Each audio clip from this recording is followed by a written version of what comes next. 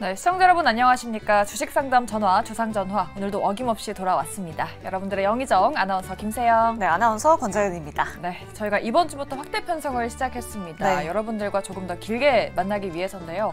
여러분들과 시장 이야기도 하고 또 여러분들의 종목 상담도 많이 도와드릴 테니까 저희와 끝까지 함께해 주시기 바라겠습니다. 네, 요즘 주상전화 찾아오시는 투자자분들 굉장히 많으신 것 같은데요. 오늘 그래도 시장이 큰 폭으로 반등을 해줬습니다. 다행입니다. 그러니까요. 코스닥 지수가 무려 4% 넘게 상승을 했습니다.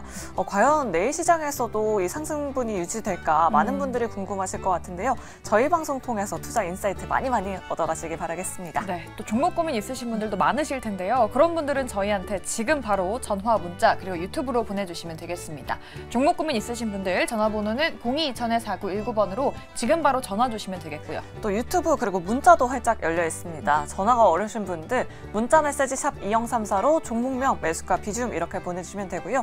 또 유튜브 채팅창에도 고민되시는 종목들 남겨주시면 저희 전문가분들이 시원하고 냉철하게 상담 도와드리도록 하겠습니다. 네, 그럼 오늘 또 1시간 20분 동안 여러분들과 함께할 전문가 4분 소개를 해드리도록 할게요. 좌회정에는 이화진 과장 그리고 이지은 본부장 모셔봤고요. 네, 우회정에는 김병진 매니저 그리고 이주호 본부장님 모셔봤습니다. 4분 어서 오십시오.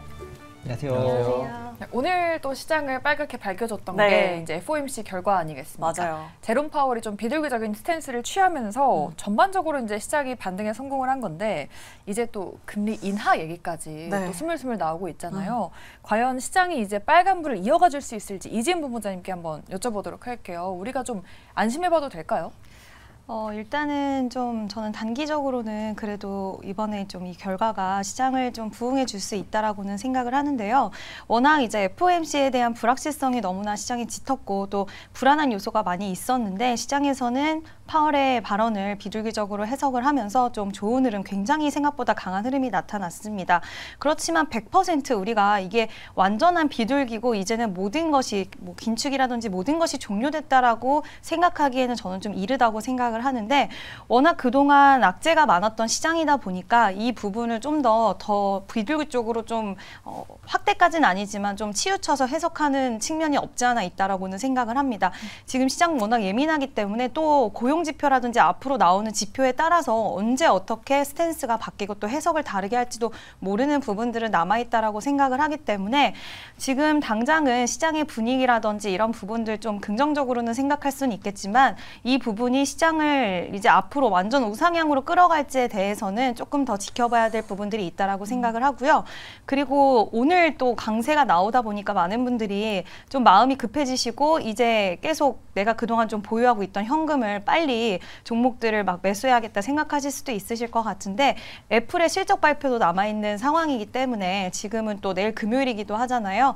다음 주까지도 지켜보시는 것도 저는 나쁘진 않다라고 생각을 하는데 긍정적인 마음을 열어두되 조금은 차분히 대응하시는 게 좋지 않을까라고 생각을 합니다.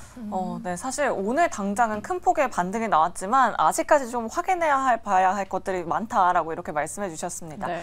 애플의 실적 발표 지켜봐야 한다라고 말씀해 주셨는데 내일 새벽에 애플의 실적 발표가 있잖아요. 아무래도 약간은 좀 부진할 거다라는 예상이 있죠. 좀 시장 컨센서스는 어느 정도 좀 낮아지는 상황이긴 한데 애플의 실적 어떻게 나올지 이화진 과장님께 한번 여쭤보도록 하겠습니다.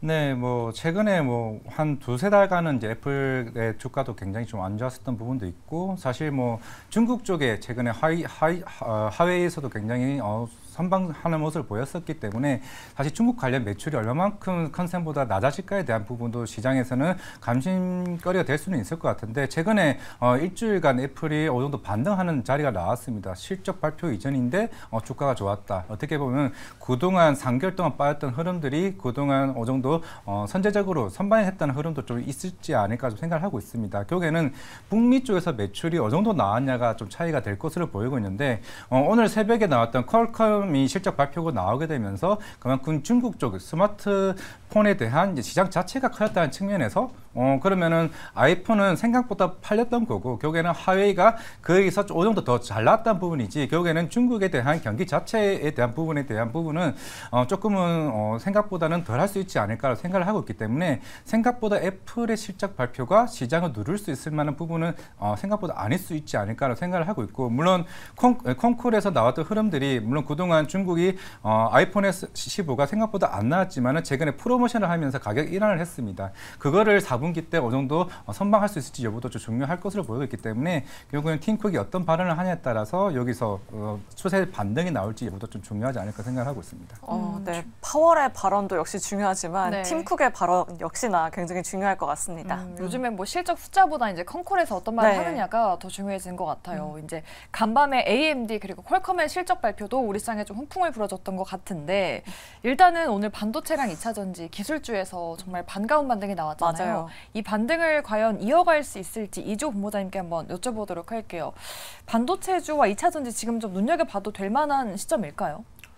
네, 저는 뭐 봐도 된다라고 말씀드리고 싶고요. 일단은 AMD가 사실 실적이 예상을 상회를 했습니다. 그리고 하지만 가이던스가 좀 좋지 않게 나왔어요. 4분기 매출이 예상보다 좀 하회할 것이다라는 얘기가 나오면서 조금 안 좋았었는데 어제 이제 급등이 나왔거든요. 근데 그 배경에는 이제 4분기부터 AI 칩을 대량 생산할 것으로 얘기를 했고, 그리고 내년에 AI 관련 매출이 20억 달러가 넘을 것이라고 전망하고 있습니다. 그러한 것들이 지금 AMD 쪽 주가를 끌어올렸고, 오늘 이제 그게 HBM 관련주들, 반도체 관련해서 HBM 관련주들이 좀 급등하게 된 배경이 되었습니다. 특히나 오늘 ISC 같은 경우는 거의 17% 가까운 상승이 나왔고요.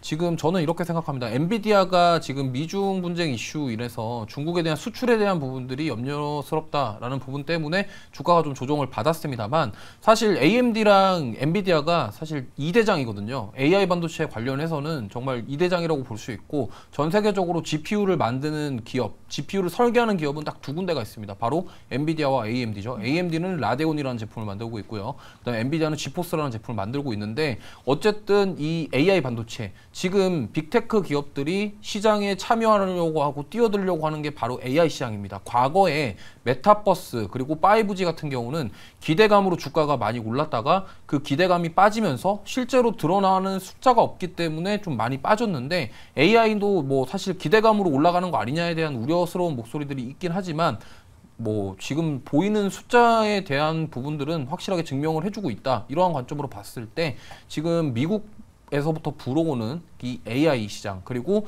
AI 시장을 침투하려는 그 빅테크 기업들, 그리고 그 뒤를 쫓아가려는 우리나라 기업들, 이런 것들을 봤을 때 앞으로 조정을 받았던 HBM 관련주들이 상승이 나올 것이다. 저는 이렇게 보고 있고요. 지금 오늘 너무 급하게 오른 종목들도 많이 있습니다. 하지만 이렇게 따라가는 것보다는 조금 덜 오른 종목들, 아니면 급하게 오른 것, 나는 사실 이제 이거를 위해서 현금을 아껴뒀다, 난 야수의 심장이다 하시는 분들 따라가셔도 좋다라고 저는 생각하고 있습니다. 네, AI 반도체 그리고 HBM 관련주들 계속해서 좋게 보고 계십니다. 네. 오늘 지수 상승을 견인했던 건 뭐 반도체뿐만 아니라 2차 전지 섹터도 굉장히 강한 움직임 맞아요. 보여줬습니다. 뭐 오늘 에코프로 BM이 15% 넘게 급등했고요. 에코프로 같은 경우에도 8% 넘게 네. 상승하는 모습 보여줬는데, 뭐 일각에서는 공매도 쇼커버 물량이 나온 거다라고 이런 이야기들도 있더라고요. 네. 자세한 내용 김병진 매니저님께 한번 여쭤보도록 할게요. 네, 아무래도 뭐 증시의 코스닥에 또 2차 전지 관련된 종목들이 워낙에나 또 많기도 하고요. 외국인들이 그동안 많이 담은 이유가 시장은 좀 반등을 노리고 좀 잘 사모은 게 아닌가라는 생각이 들고요.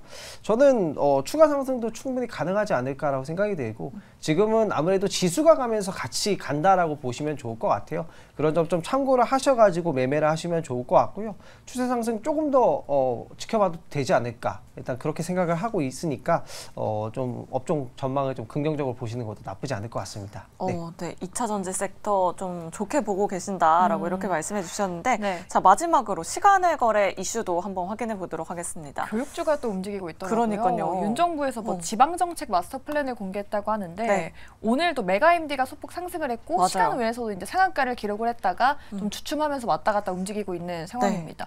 교육주가 과연 테마를 형성할 수 있을지도 궁금하거든요. 네. 이 부분도 매니저님께 한번 여쭤보도록 할까요? 네, 뭐 일단 교육 혁신을 하겠다라는 이제 정책이 발표가 됐고요. 뭐 정책이 발표되면 또 관련한 종목들이 움직일 수 있다라고 생각이 되고, 뭐 메가스터디나 메가임디 뭐 이런 종목들이 시간에서 강세를 보였는데, 그동안에 워낙에 많이 빠져서 사실 뭐 지금은 어떤 이유를 갖다 붙여도 반등이 좀 가능하지 않을까라고 생각이 들고요.